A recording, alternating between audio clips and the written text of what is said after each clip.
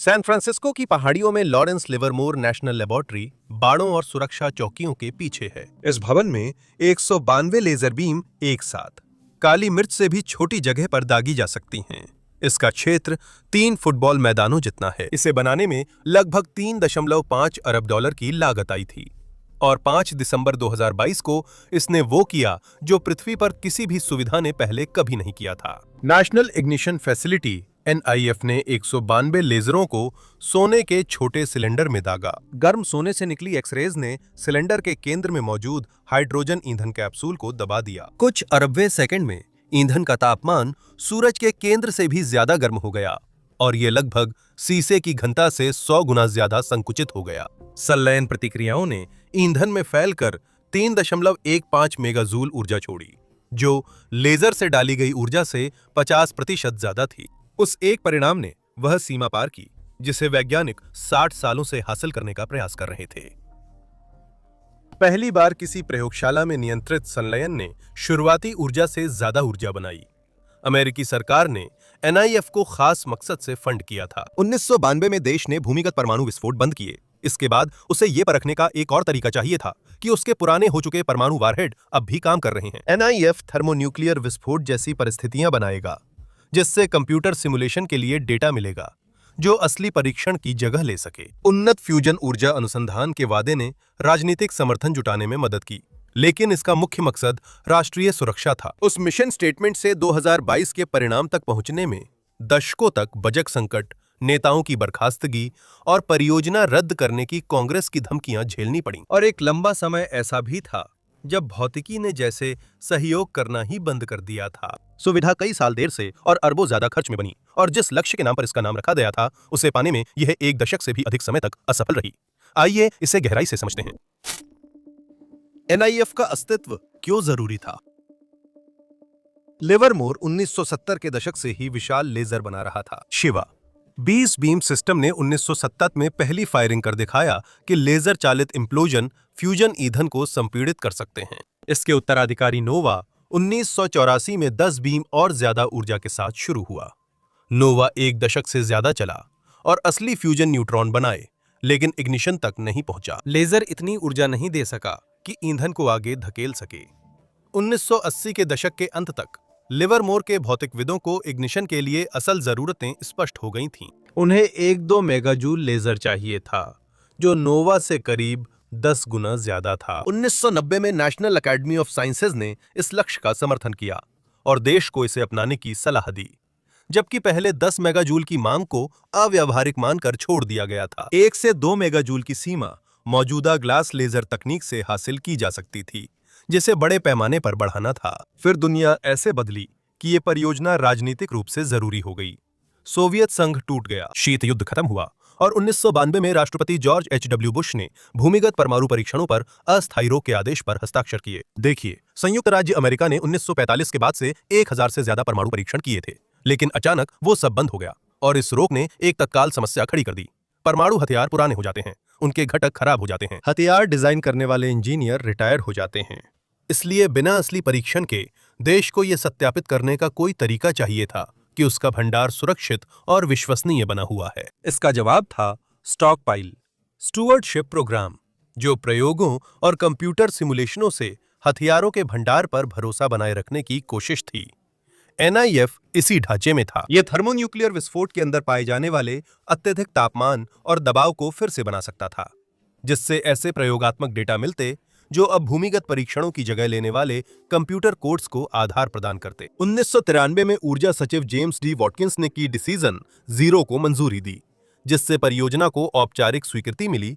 इसका औचित्य जानबूझकर व्यापक रखा गया। NIF हथियारों की देखरेख, उच्च ऊर्जा घनत्व भौतिकी और प्रयोगशाला में फ्यूजन इग्निशन का प्रदर्शन करने की दिशा में आगे बढ़ेगा। इन मिशनों के लिए अलग अलग परिणाम चाहिए थे। हथियार कार्यक्रम में NIF को ऐसी परिस्थितियों में डेटा तैयार करना था जिन तक कोई दूसरी सुविधा नहीं पहुंच सकती थी। फ्यूजन ऊर्जा समुदाय को यह दिखाना था कि लेजर से इग्निशन संभव है और दोनों के लिए एक ही शर्त थी, एक ऐसा लेजर जो इतनी शक्ति वाला हो कि वह एक छोटी ईंधन कैप्सूल को संपीड़ित और गर्म कर सके जब तक कि फ्यूजन अपने आप जारी ना रहने लगे। NIF को मंजूरी देना मतलब था नोवा के बड़े संस्करण से कहीं आगे की चीज के लिए प्रतिबद्ध होना। नई सुविधा के लिए 192 बीम्स चाहिए, जो मिलीमीटर स्तर के लक्ष्य पर पीको सेकंड में एक साथ पहुंचेंगी और उनकी पॉइंटिंग सटीकता दर्जनों माइक्रॉन्स में होगी। हर बीम को बिल्कुल सही समय पर बिल्कुल सही मात्रा में ऊर्जा देनी थी। किसी भी तरह का बड़ा असंतुलन इम्प्लोजन को विकृत कर देता और शॉट को बेकार कर देता। लेजर एक तारा कैसे बनाता है? NIF शॉट एक कमजोर इंफ्रारेड पल्स से ऑसिलेटर में शुरू होता है, जिसकी ऊर्जा लगभग 1 अरब जूल होती है। कुछ माइक्रोसेकंड में पल्स विभाजित किया जाता है, अलग अलग रास्तों से भेजा जाता है और 102 बीम लाइनों में प्रवर्धित होती है। प्रवर्धन नियोडीमियम डोप्ड फॉस्फेट ग्लास की स्लैब्स में होता है, जो एक खास चीज है।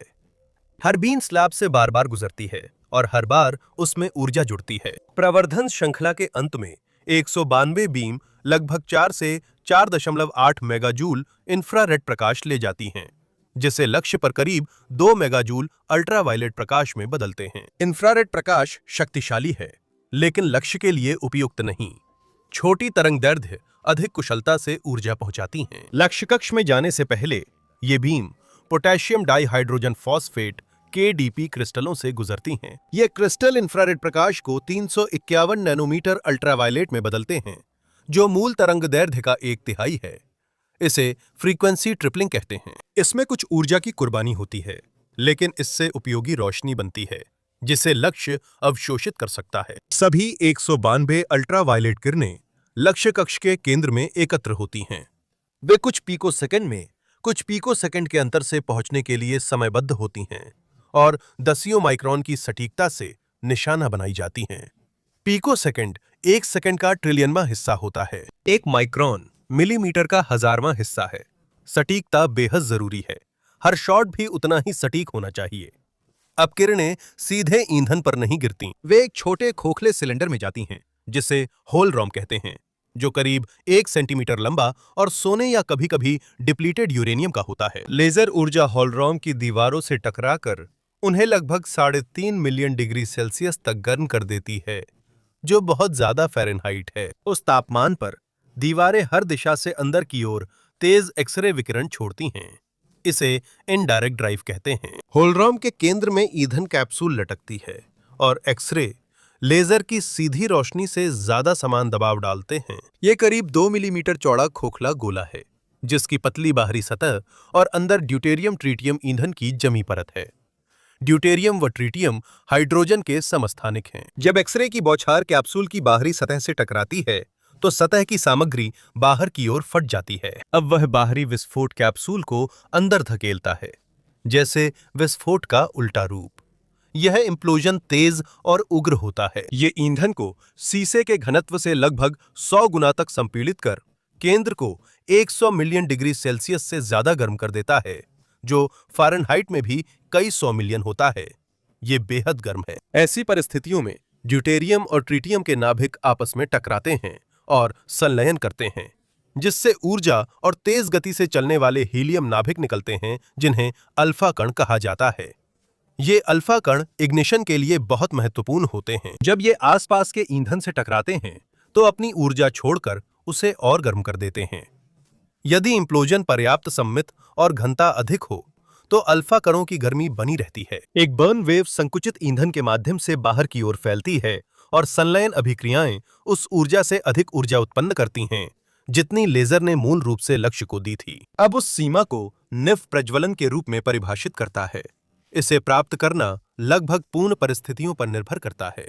संपीड़न कुछ ही प्रतिशत की त्रुटि सीमा के भीतर गोलाकार सममित होना चाहिए और ईंधन की परत को समान रूप से जमाया जाना चाहिए, जिसकी सतह की खुरदरापन माइक्रोन के अंशों में मापी जाती है। कैप्सूल में हल्का उभार या एक्सरे ड्राइव में असंतुलन संपीड़न अस्थिर कर सकता है, जिससे ईंधन पर्याप्त गर्म होने से पहले ही प्रक्रिया विफल हो जाती है। हर लक्ष्य हाथ से बनाया और माइक्रोस्कोप से जांचा जाता है। हर शॉट एक लक्ष्य को पाने की एकमात्र कोशिश होती है, जिसमें गलती की गुंजाइश बेहद ही कम होती है।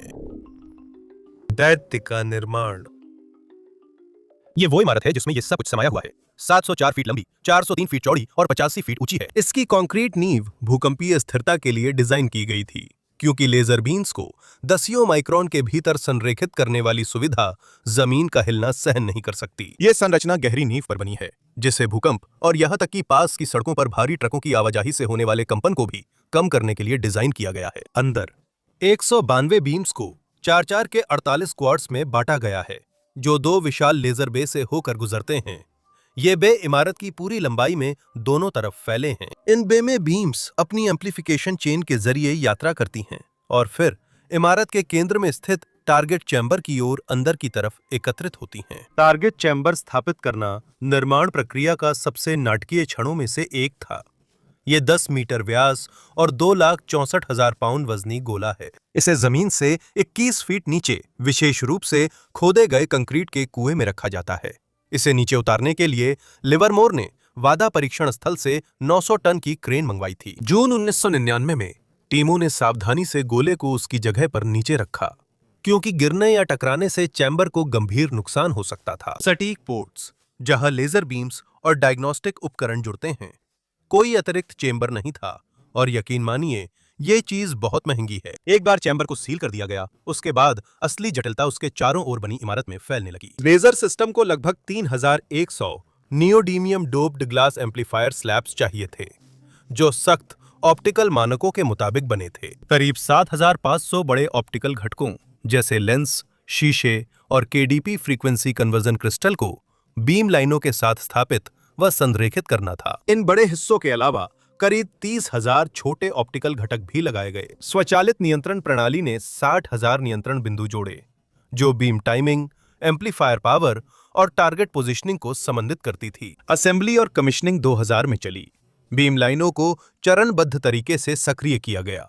इंजीनियर हर क्वार्ट पर संरेखण और प्रदर्शन की पुष्टि करने के बाद अगले पर बढ़ते थे। 2009 की शुरुआत तक प्रणाली पहली एकीकृत परीक्षण को तैयार थी। 10 मार्च 2009 को सभी 192 बीम एक साथ चलीं और लगभग 1.1 मेगाजूल अल्ट्रावायलेट प्रकाश खाली टारगेट चैम्बर में डिलीवर किया गया, जिससे करीब 2 टेरावाट पीक पावर मिली। इस शॉट ने साबित किया कि लेजर एक समन्वित प्रणाली के रूप में काम करता है। एक दशक की मेहनत से कार्यशील सुविधा बन गई थी। हालांकि निफ का निर्माण अपेक्षाकृत आसान हिस्सा था। आसान, हे भगवान! असल में लक्ष्यों को प्रज्वलित करना कहीं ज्यादा कठिन साबित हुआ और इसमें उतना समय लगा जितना शायद ही किसी ने सोचा था। मेगा प्रोजेक्ट संकट। जब एनआईएफ को 1990 के दशक के मध्य में औपचारिक मंजूरी मिली, तो अनुमानित निर्माण लागत लगभग 1.1 से 1.2 बिलियन थी। निर्माण के लिए लगभग 8 साल तय थे और इसे 2002 या 2003 तक पूरा करना था। इन आंकड़ों ने परियोजना के लिए कांग्रेस का समर्थन जुटाने में मदद की। ये आंकड़े गलत निकले। वर्षों तक लिवरमोर ने ऊर्जा विभाग को बताया कि एनआईएफ सही चल रहा है, लेकिन 1999 के मध्य में तस्वीर बदल गई। स्वतंत्र समीक्षाओं और संसदीय जांचों से पता चला कि यह परियोजना तय समय से काफी पीछे थी और बजट से सैकड़ों मिलियन डॉलर ज्यादा खर्च हो गए थे। उप्स! और भी खराब यह था कि ऊर्जा विभाग और संसद को समस्याओं की पूरी जानकारी नहीं दी गई थी। कई समीक्षा पैनलों की जांच में प्रबंधन की विफलताओं की ओर इशारा किया गया, न कि असंभव भौतिकी की ओर। परियोजना की योजना में पर्याप्त आकस्मिक भंडार नहीं था और सिस्टम इंजीनियरिंग व एकीकरण का समन्वय भी कमजोर था। प्रयोगशाला की निगरानी समय पर समस्याएं उजागर नहीं कर सकी। एक समीक्षा में एनआईएफ के मूल अनुमानों के आसपास की संस्थागत संस्कृति का वर्णन करने के लिए ह्यूब्रिस शब्द का उपयोग किया गया था। ऊर्जा सचिव बिल रिचर्डसन ने सार्वजनिक रूप से कहा, खराब प्रबंधन अच्छे विज्ञान पर हावी हो गया है। ये बयान संकट का प्रतीक बन गया। सितंबर 1999 में निफ परियोजना निदेशक माइकल कैम्बेल ने इस्तीफा दिया और परियोजना लगभग रद्द हो गई थी। आयोवा के सेनेटर टॉम हार्किन ने एनआईएफ को नियंत्रण से बाहर बताया और सवाल उठाया कि क्या यह काम करेगा या इसे पूरा करना सही है। कांग्रेस समितियों ने सुनवाई की। फंडिंग खतरे में थी। लिवरमोर को पुनर्गठित किया गया। जॉर्ज मिलर ने एनआईएफ की जिम्मेदारी ली और एड मोजेस परियोजना प्रबंधक बने। नई टीम ने परियोजना का पूरा पुनर्मूल्यांकन किया, जिसमें संशोधित लागत और समय सीमा के अनुमान तैयार किए गए, जो अत्यधिक आशावादी होने के बजाय विश्वसनीय होने चाहिए थे। नई पूर्णता तिथि 2008 या 2009 तक खिसक गई और निर्माण बजट लगभग 2 से 2.2 बिलियन तक बढ़ गया। जब सरकारी जवाबदेही कार्यालय ने निर्माण के साथ साथ अनुसंधान और विकास लागत को भी शामिल किया तो उसके अनुमान 3.3 से 4 बिलियन के बीच रहे। कुल निर्माण लागत के लिए अक्सर उद्धृत किया जाने वाला अंतिम आंकड़ा करीब 3.5 बिलियन पर स्थिर रही। रीबेसलाइन ने एनआईएफ को राजनीतिक रूप से बचाया, लेकिन जांच जारी रही, जो अच्छा था। जीए ऑडिटरों ने नोट किया कि लैब ने निर्माण पूरा घोषित किया, जबकि कुछ सुरक्षा कार्य जैसे लेजर बे में शील्डिंग दरवाजे लगाना टाल दिए गए, जिसे शायद अधिकतर वैज्ञानिक चाहते थे। उस टाले गए कार्य ने संचालन में बाधा डाली और अतिरिक्त आलोचना हुई कि क्या समापन के चरण लक्ष्य रिपोर्टिंग की समय सीमा के लिए या वास्तविक तैयारी पर तय हुए थे। मार्च 2009 में जब सभी 192 बीम एक साथ चलीं, तब तक निफ ने बजट विद्रोह, नेतृत्व में सफाई और बार-बार कांग्रेस की धमकियों का सामना कर लिया था। यह कई साल देर से और अरबों ज्यादा खर्च कर पूरा हुआ, साथ ही जांचा भी गया। सुविधा थी, लेजर चल रहे थे और खर्च सही ठहराने का तरीका वही परिणाम देना था जो इमारत के नाम पर लिखा था। लंबा सफर, शुरुआती प्रयोगों से लेकर लगभग सफलता तक पहुंचते पहुंचते बीता एक दशक। लेजर के काम के बाद एनआईएफ ने 2009-10 में प्रयोगों की दिशा बदली। हथियार भौतिकी प्रयोगों ने तुरंत स्टुवर्टशिप प्रोग्राम के लिए डेटा देना शुरू किया। सितंबर 2010 में इस सुविधा ने पहला एकीकृत इग्निशन प्रयोग किया, जिसमें 192 बीन्स को क्रायोजेनिक रूप से ठंडे किए गए ऐसे लक्ष्य पर जिसमें ड्यूटेरियम ट्रीटियम ईंधन की परत थी दागा गया। अगले महीने लेजर इम्प्लोजन परीक्षण में न्यूट्रॉन उत्पादन का रिकॉर्ड बना, जिससे महत्वाकांक्षी समय सीमा को समर्थन मिला। 2010 से 2012 तक चले राष्ट्रीय प्रज्वलन अभियान का उद्देश्य लेजर को उसकी पूरी डिजाइन क्षमता तक ले जाकर इग्निशन हासिल कराना था। 5 जुलाई 2012 को एनआईएफ ने 1.85 मेगाजूल अल्ट्रावायलेट ऊर्जा 500 टेरावाट पीक पावर पर छोड़ी थी। लेजर ने 1990 के दशक के निर्धारित प्रदर्शन लक्ष्यों को हासिल कर लिया था। ईंधन में प्रज्वलन नहीं हुआ, इम्प्लोजन से फ्यूजन न्यूट्रॉन बन रहे थे, लेकिन वह स्वधारित दहन से दूर थे, जिसे प्रज्वलन कहते हैं। एक के बाद एक परीक्षण में परिणाम उम्मीद से कम रहे। राष्ट्रीय प्रज्वलन अभियान समाप्त हो गया। अपना लक्ष्य पाए बिना लेजर ने काम पूरा किया। समस्या सिर्फ इम्प्लोजन की भौतिकी में थी। एक्सरे ड्राइव की असमानताएं, लक्ष्य की खामियां और संपीड़न की अस्थिरताएं हॉटस्पॉट से दहन के लिए जरूरी स्थितियों तक पहुंचने से पहले ही ऊर्जा घटा रही थीं। जहां प्रयोग पहुंचे थे और जहां इग्निशन के लिए होना चाहिए था, उसमें बड़ा अंतर था। संस्थागत परिणाम 2013 में आए। ओबामा प्रशासन के बजट प्रस्ताव ने एनआईएफ की फंडिंग घटा दी और डिस्कवरी साइंस प्रयोगों के लिए निर्धारित समय में कटौती कर दी। कर्मचारियों को या तो निकाल दिया गया या फिर दूसरी जगह भेज दिया गया। शॉर्ट शेड्यूल भी कम कर दिया गया। संघीय पर्यवेक्षकों ने इस सुविधा को उसके हथियारों के रखरखाव का मिशन की ओर और सख्ती से धकेला, जो उसके बजट का मुख्य औचित्य था। संचालन में सुधार कर एनआईएफ को उपयोगकर्ता आधारित सुविधा की तरह पुनर्गठित किया गया, ताकि वार्षिक शॉट्स बढ़ें और हर ऑपरेटिंग दिन से अधिक लाभ मिले। 2013 के बाद प्रगति धीरे धीरे और बहुत मेहनत से बार-बार प्रयास करने के बाद ही आई। फरवरी 2014 में एक शॉट ने फ्यूल गेन ग्रेटर देन 1 नामक एक मील का पत्थर हासिल किया, जिसका मतलब है कि ईंधन द्वारा उत्पन्न फ्यूजन ऊर्जा उस ऊर्जा से अधिक थी जो लेजर ने वास्तव में ईंधन कैप्सूल में डाली थी। लेजर ऊर्जा अभी भी फ्यूजन आउटपुट से अधिक थी, लेकिन लक्ष्य के अंदर कुछ महत्वपूर्ण बदल गया। फ्यूजन प्रतिक्रियाओं से निकलने वाले अल्फा कण आसपास के ईंधन को पर्याप्त ऊर्जा देकर उसे प्रभावी रूप से गर्म कर रहे थे। स्वऊष्मीकरण सचमुच हो रहा था, हालांकि अभी इतनी नहीं थी कि अनियंत्रित संलयन बंद हो सके। वांचोन ने हाई फुट पल्स नामक एक रणनीति का इस्तेमाल किया, जिसमें लेजर की ऊर्जा डिलीवरी को इस तरह से आकार दिया गया कि संकुचन के शुरुआती चरणों के दौरान अस्थिरताओं को कम किया जा सके। समझौता ये था कि अंतिम संपीड़न कम हुआ, लेकिन संकुचन ज्यादा साफ बना रहा, जिससे आने वाले वर्षों के काम का सिद्धांत मिला। एक थोड़ा कम चरम संकुचन जो सममित बना रहे, उस अधिक आक्रामक संकुचन से बेहतर प्रदर्शन कर सकता है जो बिखर जाता है। 2014 से 2019 तक अभियानों ने सिस्टम में लगभग हर चर को परिष्कृत किया। वैज्ञानिकों ने होलरॉम की ज्यामिति में बदलाव, जैसे रग्बी आकार की डिजाइन, एक्सरे की एकरूपता सुधारने के लिए जांचे। उन्होंने कैप्सूल में ईंधन डालने के लिए इस्तेमाल होने वाली फिल ट्यूब्स का आकार छोटा कर दिया, जिससे खोल में हर ट्यूब द्वारा छोड़े गए दोष को कम किया जा सके। उन्होंने पल्स टाइमिंग, कैप्सूल की मोटाई और वह सटीक तापमान समायोजित किया जिस पर ड्यूटेरियम ट्रीटियम की परत जमाई गई थी।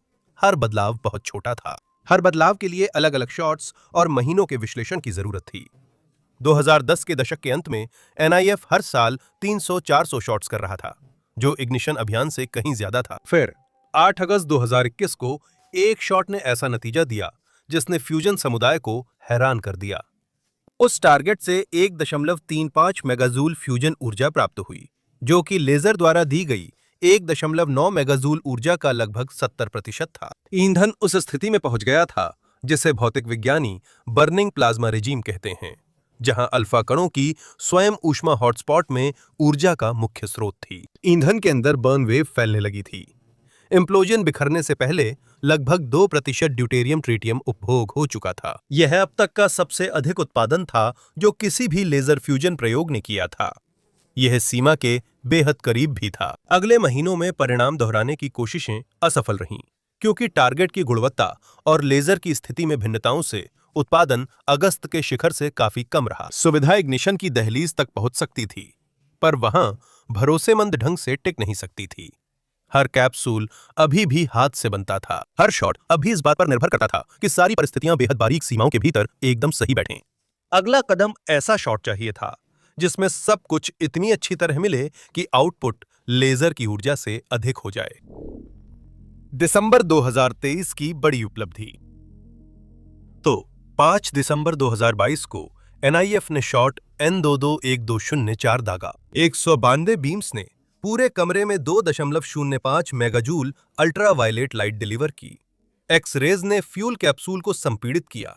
इम्प्लोजन बिखरा नहीं। डायग्नोस्टिक इंस्ट्रूमेंट्स की रिकॉर्डिंग के बाद फ्यूजन यील्ड 3.15 मेगाजूल मिली। लगभग 1.1 गुना 10 की घात 18 न्यूट्रॉन टारगेट से कुछ अरबवें सेकंड में बाहर निकल गए थे। फ्यूजन ऊर्जा लेजर इनपुट से 50% ज्यादा रही और परिणाम की 8 दिन आंतरिक समीक्षा हुई। 13 दिसंबर को ऊर्जा सचिव जेनिफर ग्रैनहोम ने वॉशिंगटन में प्रेस कॉन्फ्रेंस में यह उपलब्धि घोषित की। उन्होंने इसकी तुलना राइट ब्रदर्स की किटी हॉक में पहली उड़ान से की, जो यह दिखाता है कि लंबे समय से चली आ रही एक थ्योरी वास्तव में सच थी। यह तुलना बहुत सोच समझ कर की गई थी। राइट ब्रदर्स ने कोई एयरलाइन नहीं बनाई थी। एनआईएफ ने बिजली का उत्पादन नहीं किया। 5 दिसंबर को सिर्फ प्रमाण मिला था। पहली बार किसी भी प्रयोगशाला में कहीं भी एक नियंत्रित फ्यूजन प्रयोग ने ईंधन से लेजर द्वारा उसमें डाली गई ऊर्जा से अधिक ऊर्जा उत्पन्न की। यह वही इग्निशन मानदंड था जिसे पूरा करने के लिए एनआईएफ बनाया गया था। 13 साल तक लक्ष्य से पीछे रहने के बाद इस सुविधा ने आखिरकार वो सीमा पार कर ली और इस परिणाम को सटीक रूप से प्रस्तुत किया जाना चाहिए। कमरे में पहुंची 2.05 मेगाजूल ऊर्जा लक्ष्य तक पहुंची पराबैंगनी प्रकाश की ऊर्जा थी। प्रकाश उत्पन्न करने के लिए लेजर एम्पलीफायरों के कैपेसिटर बैंकों को चार्ज करने हेतु विद्युत ग्रिड से सैकड़ों मेगाजूल ऊर्जा ली गई। एनआईएफ की वॉल प्लग दक्षता, जिसे संलयन से प्राप्त ऊर्जा और उपभोग की गई कुल विद्युत ऊर्जा के अनुपात से मापा जाता है, लगभग 1% या कम रही। एक संलयन विद्युत संयंत्र को अपनी पूरी सुविधा द्वारा उपभोग की गई ऊर्जा से कहीं अधिक ऊर्जा उत्पन्न करनी होगी, सिर्फ लेजर द्वारा दी गई ऊर्जा से अधिक नहीं। उस मानक के अनुसार एनआईएफ अभी भी कहीं पास नहीं था। हर शॉट की एक अतिरिक्त लागत थी, जो टारगेट निर्माण, लेजर रखरखाव और संचालन मिलाकर अक्सर आधा से $1 मिलियन तक होती थी। एनआईएफ सक्रिय अभियानों में दिन में लगभग एक बार फायर करता है, जबकि बिजली उत्पादन सुविधा को टारगेट्स को प्रति सेकंड कई बार फायर करना होगा। दिसंबर 2022 की शॉट ने सिर्फ भौतिकी को सिद्ध किया, इंजीनियरिंग, अर्थशास्त्र या स्केलेबिलिटी को नहीं। इन चेतावनियों का अगले महीनों में महत्व था, क्योंकि दुनिया भर की सुर्खियों ने फ्यूजन में बड़ी सफलता घोषित की, पर स्पष्ट नहीं किया कि क्या हासिल हुआ था और क्या नहीं। वैज्ञानिक समुदाय की प्रतिक्रिया संतुलित लेकिन महत्वपूर्ण थी। इग्निशन दशकों से एक खुला सवाल था। संशयवादियों ने कहा था कि लेजर चालित इनर्शियल कन्फाइनमेंट कभी इग्निशन तक नहीं पहुंच पाएगा, लेकिन अब आंकड़ों ने यह साबित कर दिया। 2023 में एनआईएफ ने अतिरिक्त परीक्षण किए, जिनसे 3 मेगाजूल की सीमा में फ्यूजन यील्ड प्राप्त हुई, जिससे यह पुष्टि हुई कि दिसंबर का परिणाम दोहराया जा सकता है, न कि केवल अनुकूल परिस्थितियों का एक बार का संयोग था। विवरण सीमित रहा, क्योंकि एनआईएफ के अधिकतर टारगेट और टेस्ट डेटा हथियार कार्यक्रम से जुड़े गोपनीयता संबंधी प्रतिबंधों के तहत आते हैं। लेकिन पैटर्न स्पष्ट था। सुविधा कई बार इग्निशन तक पहुंच सकती थी और वैज्ञानिक जान रहे थे कि कौन से टारगेट और पल्स पैरामीटर सही स्थिति बनाए रखते हैं। 5 दिसंबर 2022 को डेटा रीडआउट। 30 साल की राजनीतिक संकट, इंजीनियरिंग मेहनत और धीरे धीरे हुई भौतिकी प्रगति के बाद आया। इससे साबित हुआ कि नियंत्रित फ्यूजन बर्न प्रयोगशाला के लक्ष्य में प्रज्वलित होकर स्वयं को बनाए रख सकता है, जो पहले कभी नहीं हुआ। इग्निशन के बाद अब क्या बदलता है? स्टॉकपाइल स्टीवरशिप प्रोग्राम में इग्निशन ने नई श्रेणी के प्रयोग शुरू किए। दिसंबर 2022 से पहले हथियार भौतिक विज्ञानी इम्प्लोजन डायनेमिक्स और उच्च दबाव में सामग्री के गुणों का अध्ययन कर सकते थे। इग्निशन के बाद वे ऐसे बर्निंग प्लाज्मा का अध्ययन करेंगे जहां अल्फा कणों की हीटिंग प्रमुख होती है। वह स्थिति असली थर्मोन्यूक्लियर हथियार में होने वाली प्रक्रिया के काफी करीब है। सिमुलेशन कोड्स में डाला गया एक्सपेरिमेंटल डेटा उन सिमुलेशन कोड्स के लिए जो भूमिगत परीक्षणों की जगह ले चुके थे, अब ज्यादा समृद्ध है। इससे हथियार समुदाय में एनआईएफ की राजनीतिक स्थिति वर्षों तक मजबूत रह सकती है। फ्यूजन ऊर्जा के सवाल पर इग्निशन ने एक बड़ी बहस सुलझाई और नई बहस शुरू कर दी। भौतिकी सही है, लेजर चालित इनर्शियल कन्फाइनमेंट एक आत्मनिर्भर दहन उत्पन्न कर सकता है। यह उत्तर दशकों तक वास्तव में अनिश्चित था। अब यह साफ है कि इस तरीके से पावर प्लांट को लेजर इनपुट से 10-100 गुना ज्यादा फ्यूजन गेन चाहिए, सिर्फ 1.5 गुना नहीं। इसे हर दिन नहीं, प्रति सेकंड कई बार टारगेट्स फायर करने होंगे। लेजर की wall plug efficiency NIF system से कई गुना ज्यादा होनी चाहिए और टारगेट्स जो फिलहाल माइक्रोस्कोप के नीचे जांची गई हस्त निर्मित गोलियां हैं, उन्हें बेहद कम लागत पर एक जैसी गुणवत्ता के साथ दसियों लाख की संख्या में बड़े पैमाने पर तैयार करना होगा। एनआईएफ को हथियार विज्ञान के लिए इग्निशन दिखाने के लिए बनाया गया था, न कि पावर स्रोत प्रोटोटाइप के रूप में। इसे हाई रिपीटिशन रेट या हाई गेन फैसिलिटी में अपग्रेड नहीं किया जा सकता। अगर इनर्शियल फ्यूजन एनर्जी को इस प्रमाण से आगे बढ़ना है तो इसके लिए एक उत्तराधिकारी सुविधा की आवश्यकता होगी, जिसे शुरू से ही अलग इंजीनियरिंग प्राथमिकताओं के साथ डिजाइन किया गया हो। यह एक नीति निर्णय है जिसे अभी तक किसी ने नहीं लिया है और ऐसी सुविधा की लागत के लिए फिलहाल कोई गंभीर अनुमान नहीं लगाया गया है। तीसरा परिणाम वैज्ञानिक उपयोगकर्ता सुविधा के रूप में एनआईएफ की भूमिका से जुड़ा है। उन वर्षों के दौरान जब इग्निशन हासिल नहीं हो पा रहा था, बजट के दबाव ने सिस्टम पर बुनियादी विज्ञान और शैक्षणिक अनुसंधान के लिए समय को सीमित कर दिया था। डिस्कवरी साइंस अभियानों में कटौती की गई, विश्वविद्यालय के शोधकर्ताओं के लिए पहुंच सीमित कर दी गई थी। इग्निशन इस तर्क को मजबूत करता है कि एनआईएफ एक अनूठा वैज्ञानिक उपकरण है जिसकी क्षमताओं की बराबरी कोई अन्य सुविधा नहीं कर सकती। एस्ट्रोफिजिक्स, प्लैनेटरी और मटेरियल साइंस के शोधकर्ता चरम परिस्थितियों में पदार्थ का अध्ययन करने के लिए बीम टाइम चाहते हैं। एनआईएफ का बजट सीमित है और इसकी शॉर्ट अनुसूची हथियार कार्यक्रम की प्राथमिकताओं से नियंत्रित होती है। वैज्ञानिक मांग बढ़ने पर भी फंडिंग संरचना नहीं बदली है। फ्रांस, बोर्डो के पास लेजर मेगाजूल्स ही ऐसी एकमात्र सुविधा है। यह फ्रांसीसी परमाणु शस्त्रागार की देखरेख भी करता है। दोनों कुछ गैर गोपनीय अनुसंधान साझा करते हैं, लेकिन गोपनीय कार्य स्वतंत्र रूप से करते हैं। यूके ने सहयोगी समझौतों के तहत एनआईएफ को कूलिंग उपकरण दिए, जिससे पता चलता है कि शॉर्ट क्षमता में छोटे सुधार भी साझेदार देशों के लिए काफी महंगे हो सकते हैं। इग्निशन ने एक सवाल खुला छोड़ा है जिसका जवाब दिसंबर 2022 का परिणाम नहीं दे सकता। एनआईएफ की उपलब्धि शीत युद्ध काल के निवेश का अंतिम मील का पत्थर है या फ्यूजन सुविधाओं की नई पीढ़ी की शुरुआत। यह सरकारों के फैसलों पर निर्भर है जो अभी नहीं लिए गए। प्रमाण है, पर आगे क्या बनाना है तय नहीं। देखने के लिए धन्यवाद।